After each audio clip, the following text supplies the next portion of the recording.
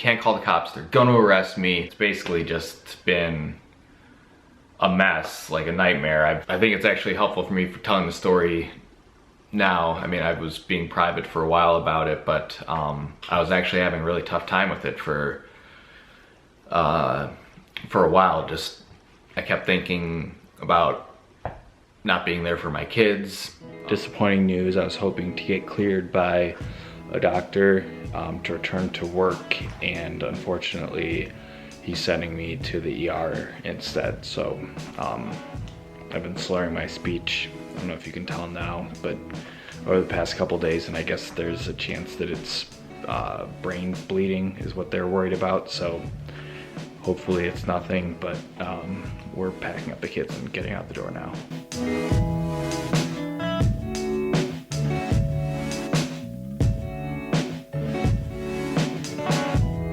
I got to go to the ER again. Not exciting stuff. Found out they're gonna do an MRI. I've got a little less feeling on the left side of my body, so they want to make sure that I haven't had some type of a stroke or that there's any worsening symptoms or brain bleeding or anything like that from the concussion. So I guess they're gonna do an MRI and of my head and then some blood work. Yeah. Presley, try to stay off the ground, please, baby.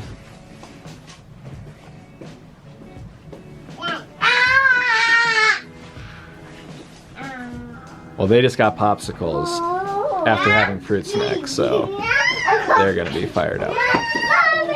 I just talked to the doctor and everything looked good on the MRI, but he wants me to be out of work for another week, or at least until I can see a neurologist. So my neurologist is in Egypt and won't be back till the end of the month, so I'm gonna see if someone else in his office will be able to treat me. Back home, gonna get some rest. This is so stressful. Yeah, I don't know. Like, I feel like, I mean, it's definitely the best case scenario, but like, none of this is easy, and honestly, I just feel so ignorant because I like don't know a lot about the medical profession. So I'm always asking like Micah and Tiffany because they were nurses, and I asked my other high school friends like Megan and stuff. Like I was on the phone with Megan and she was explaining to me a bunch of things because I just feel, I don't know, inadequate. I feel so much better than I did a month ago when I was worried about having like permanent brain damage. Like, I feel like I was really worried even just a few weeks ago, but I feel almost my normal self. I can't tell if I'm still slurring. I feel like I'm not as much, but maybe I am. Yeah, you just sound a little off. So I filmed a clean and decorate with me video today, and I'm being extra because Adam was craving tacos, and he like had a really late and rough night last night at the ER. His mom ended up coming so I could bring the kids home and put them to bed because they were going like crazy. But I was like, I cleaned the kitchen. I really don't feel like making tacos, so we're going out for Mexican.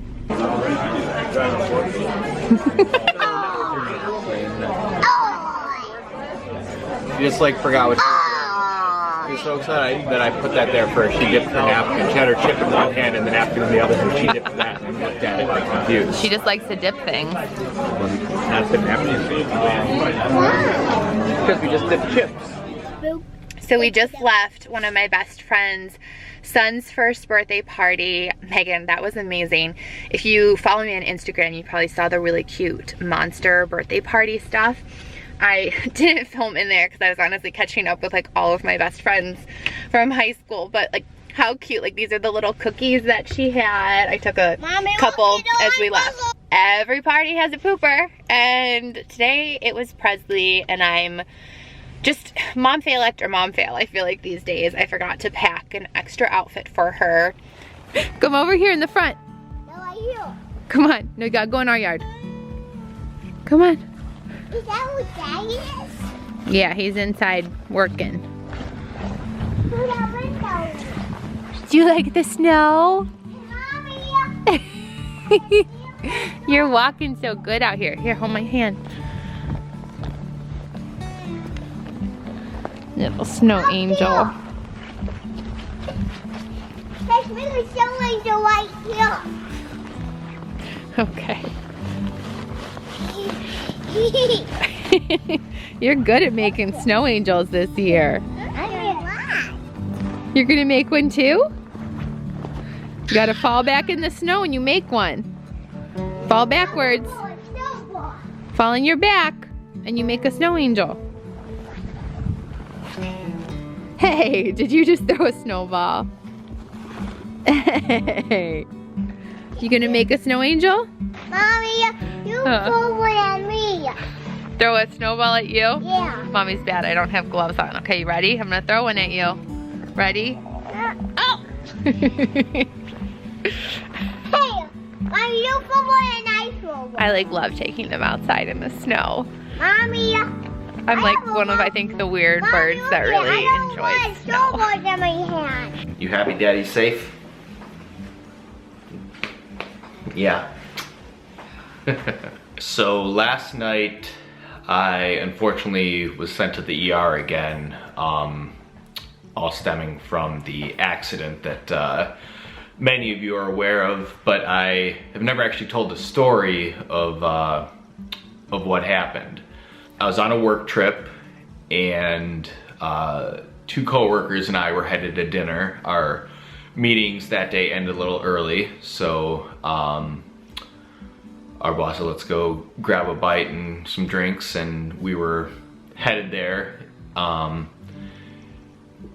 So I was in the front passenger seat when our cab driver hit a large piece of metal debris. It looked like a wheel well of a tractor or an old truck or something. It was like a huge solid piece of steel, like cylinder steel.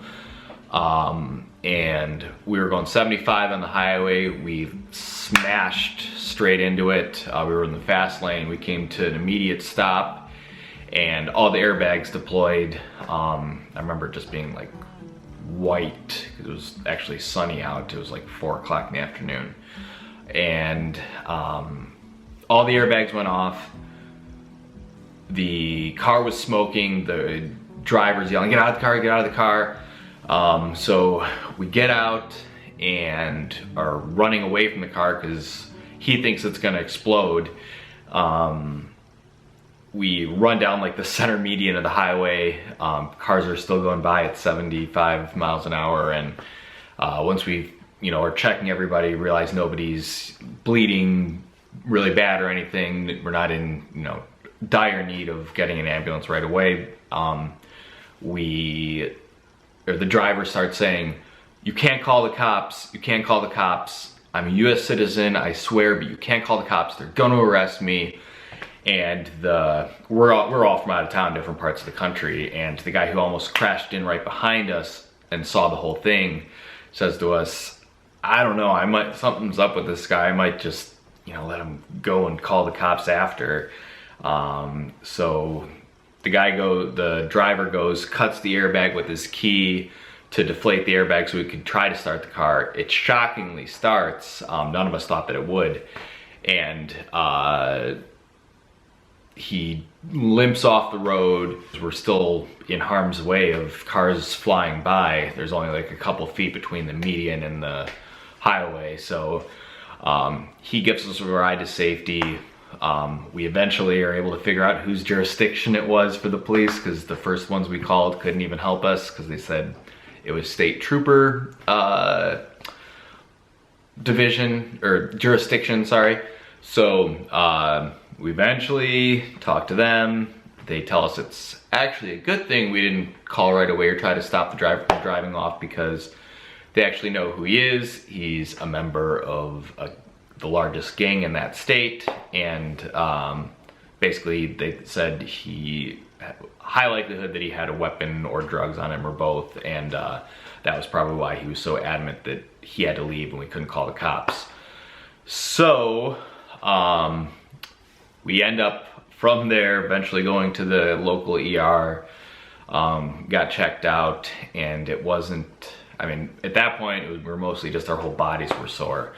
That was the only symptoms that I noticed. They diagnosed me with whiplash, and from that point, so the next day, we had another day of meetings, and I was just out of it the whole time, and I just assumed I'd taken a muscle relaxer that was prescribed for a previous injury, and I just assumed that's what it was. And went throughout the day. Midway through, I told my coworkers, I'm freaking loopy right now. And we're all just laughing. I mean, we thought I was just the muscle relaxer was doing a number on me and making me really weird and out of it. It wasn't until I got home and over the weekend, I'm still taking that muscle relaxer, so I didn't think anything of it. I go back to work on Monday and didn't take it because I needed to focus on my work, and it was even worse. Like, I was just dizzy, feeling like I was gonna pass out. So eventually called the doctor, or called my doctor, made an appointment. From there, it's basically just been a mess, like a nightmare. I kept trying to work through the issue after they diagnosed me with post-concussion syndrome. And I mean, even weeks, almost a month later, I think, I was still not making any progress.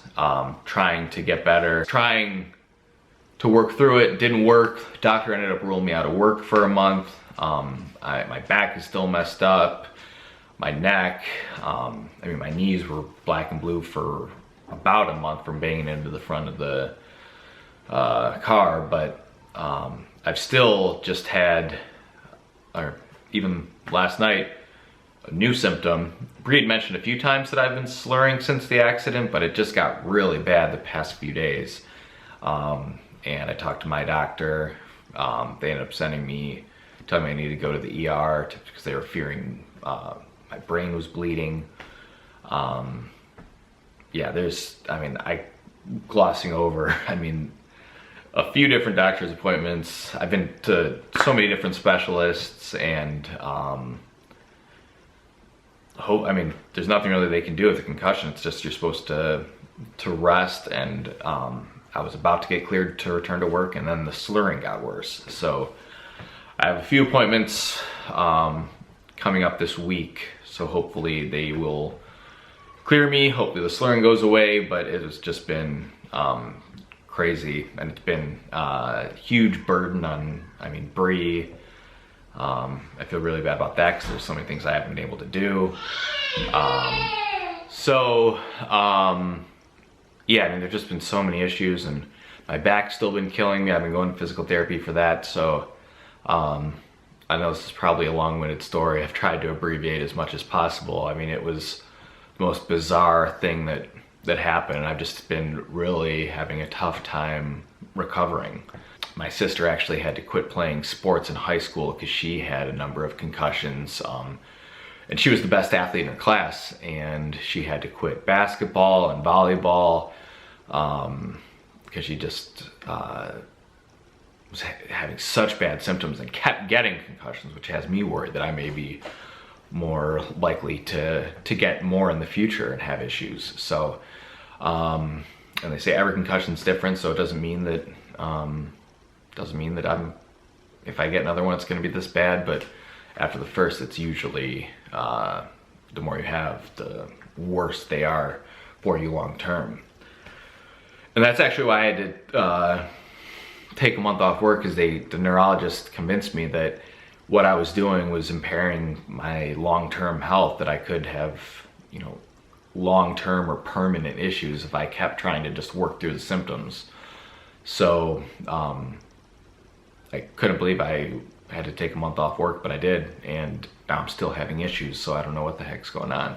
I think it's actually helpful for me for telling the story now. I mean, I was being private for a while about it, but I was actually having a really tough time with it for a while. Just, I kept thinking about not being there for my kids. I still struggle with that. I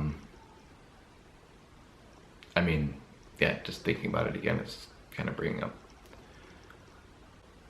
Just being told how many times I should be dead by the local hospital that I was at, by the nurses there, and even people I was seeing back back here, like at the hospital, they're like, oh my gosh, I can't believe, you know, once they heard the story, I feel like they're even telling other other nurses or people who work there who'd ask me about it too, because it was just such a bizarre thing with the driver and everything.